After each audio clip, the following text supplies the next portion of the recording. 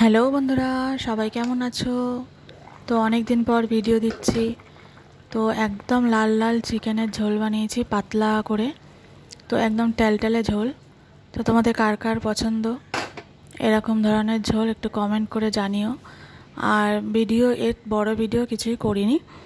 যদি তোমরা দেখতে চাও তো আমার প্রচুর ভিডিও আছে এরকম। তো তোমরা সেখানে গিয়ে পুরো ভিডিওটা দেখতে পারো যে কেমন করে আমি বানাই।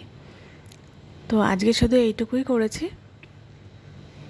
তো তোমরা কারা কারা পছন্দ তোমাদের সেটা একটু জানিও অন্তত কমেন্ট করে, কেমন?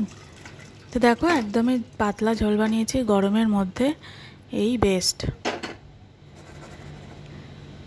তো কেমন লাগছে বন্ধুরা? ভালো লাগছে? যদি ভালো লাগে তাহলে একটা লাইক কমেন্ট অবশ্যই করে দিও।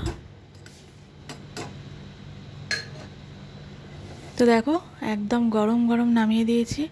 ভাত দিয়েও ভালো লাগবে, রুটি দিয়ে খারাপ লাগবে না, কারণ আমি তো অন্তত পাতলা ঝোল খেতে খুবই ভালোবাসি। আর তাতে যদি আলু থাকে তার কথাই নেই। তো দেখো বন্ধুরা, ভালো লাগলে একটা লাইক কমেন্ট শেয়ার করে দিও, আর সবাই ভালো থেকো। Thank you.